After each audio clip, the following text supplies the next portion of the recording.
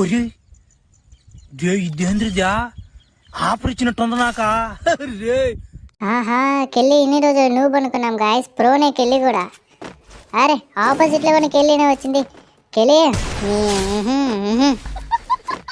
Wait ఇక్కడైతే 2 walls వేసి camping చేస్తున్నా గాయస్. అది వచ్చిందంటే టప్పుని పడిపోవచ్చు గాయస్. హెడ్స్ టపా నాకు తెలుసు అక్క నువ్వు ఇటు నుంచి వస్తావని.